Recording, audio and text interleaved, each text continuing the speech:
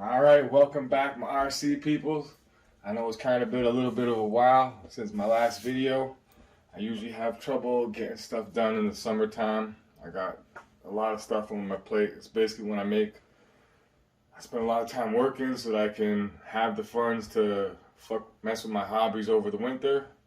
And I should be able to do get some good videos in this winter, and a lot more content coming right away. So first video, I'm going to go over what I think is the best budget servo for hopping the 64 and even a Monte Carlo. I'm just going to go over some details. Alright, so just give the channel a bit of an update. We still have the tried, tested, and true OG day one bought Jeffries 64. I bought this on release date when these RC first came out, and I've been basically using it as a test bed for all my bullshit. So we got this build here, which has our new servos installed in it, and we've got the Reef servos now switched over to the hop build. And y'all seen this car progress, but you haven't seen the body on it yet. And this here is what she looks like. I'll give you a little bit of a B-roll shot on this body with the light on and everything, with the two RCs side by side. I can only really get a front shot like this, but this is where the hot build is at. This one here is where we got the main focus of getting the stupid hot build, but this thing here still hits bumper, so we don't want to lose that with it. So we got a new option for servos that we switched over into there. I'll show you. We're gonna talk all about that today. We're also gonna be seeing inside the video some shots of the weirdo, and yeah, a lot more of the videos are gonna be more focused on weirdo and what we got going on over there. So with that, I just want to give you guys a little bit of an update. See that 64 chassis on there, so you know what's going on. It's got the chrome chassis, all the chrome parts and everything. We got a new interior that I'm going to talk about in a minute, so let's get into it.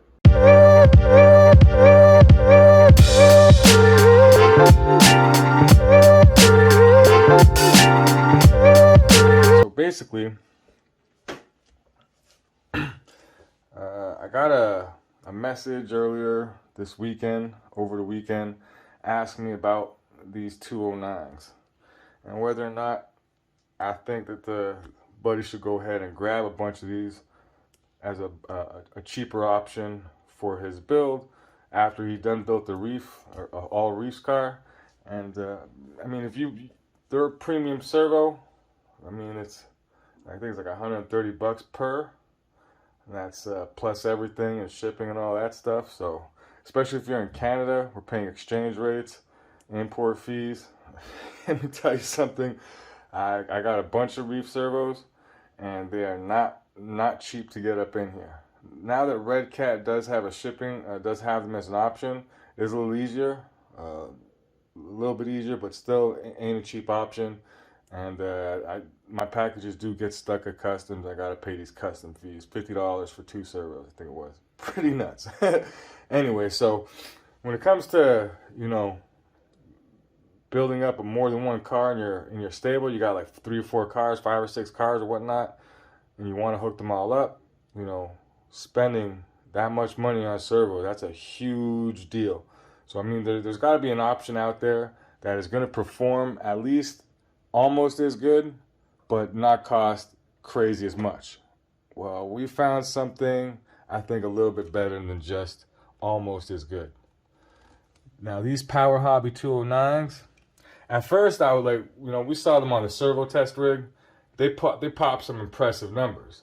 But when you throw them inside the RC, and this is the biggest issue I have with all these damn servos I'm testing, even when they show good on the test rig, like them SA33s, when you actually just put them in the kit and try to hop with them and say, how does it perform in the real world doing what we want them to do, they don't work as good as these damn Reefs. So the question is, I mean, always trying to figure out what is it about these Reefs that makes them so good. Is it the speed? Is it the power? And it just comes down to the combination, and they just work real good. It's not just that they have power, is they have consistent power. You can bang them switches over and over and over again. They just seem to keep on working and working and working. Now, they do get hot. If you don't have your endpoints really dialed in right, and you bang them switches real hard and real often, them suckers get hot. I mean, it's not an invincible servo, but they are definitely outperform pretty much everything else that I've seen. Now, funny enough, when you put them inside, when you put them in, like when you get them from the factory, just like the Reefs, they're down tuned. So like they're not at 100% when you get them from the factory. Now the Reefs, they come at 80. So that's kind of what I was expecting. I was expecting these to be at 80, as other servos I got from the same manufacturer were also set at the same thing. But these were actually set at 40. 40% PWM. That's pulse width modules. Basically, how many times it goes. Alright, first time plugging in the PowerHobby 209s and the PowerHobby dongle. Since it's basically built by AGF, we'll also build Reefs servos. They all use basically the same kind of dongle and the same type of programming software with all the exact same programming features or options. But this one here says it comes from factory at 39.2% PWM. That's crazy. So what we're gonna do is we're gonna make some adjustments. So we're gonna drop this over to 40. We're gonna do this to 90.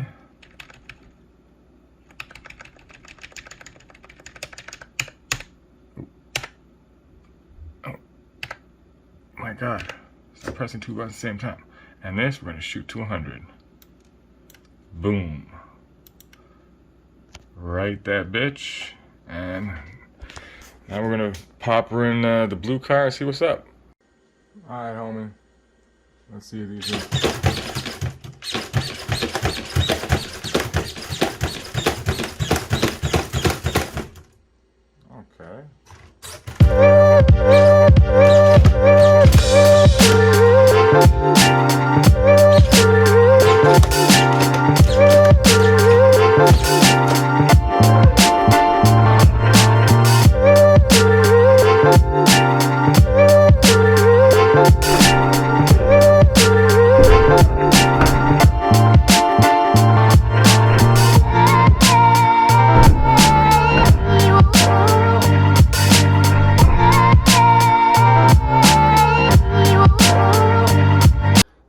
My goal is to make these things hop as hard as they can without disconnecting the drive shaft, without having the drive shaft freewheeling.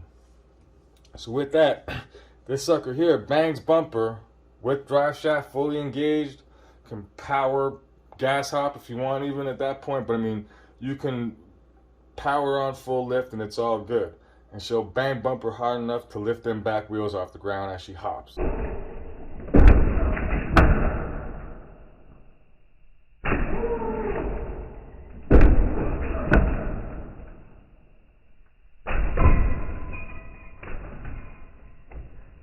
At originally a factory at 40%, nah, I wasn't doing that. They were okay, they were impressive, and I was like, this is a great budget option. But when they're at 100% turned up for the price and how they perform, you can't go wrong. I really don't see any reason not to run these PowerHobby 209s. Well, the only kicker is that they're freaking blue. As long as you got a blue build like this car here, that's great. But if you got like a red car build, sticking some blue servos in there, it just throws it all off. That's why I kind of do like it when brands use black servos, because black servos, you can basically stick them with anything. And no matter what the style is in your build, it's going to look good. All right. So with that, I'm getting mine off of eBay. This is where I got my servos at. Now, if you see that $64, don't be alarmed. That's in Canadian currency. But to my Canadian peoples, $64 Canadian. Fucking crazy is that? There is an extra 15 bucks for shipping and everything, but I haven't gotten hit with these ones for customs charges. Every time I order Reefs or AGF, I always get hit with customs charges. I'm not sure why, but I've not got hit with the customs charges on these ones. So it's 64 plus the 15, so that's 80 bucks all in for these 209 servos. So that is a great budget option. And literally I'm just getting PowerHobby 209 MG straight up off eBay. So check out the options you have there. And that's so far been the spot where I go to buy these. Coming up on this build, y'all know this is the hot build. We still got something stupid for this build going on. I do have to get another piece in order to make that all work. But this thing here is going to be stupid. There's an extra thing going into it that's going to make it safe to do something. And once it's safe to do that, we're going to do it. And I'll let you know all about that then. But for now, next video coming up, you guys are going to like this. We got the all-new candy and chrome interior. This is the one with the convertible folded into the back end as part of the actual interior piece itself. So you don't need to get any extra parts like a rag top cover or anything like that. You have basically the rag top folded inside there. It's also got the bucket seats and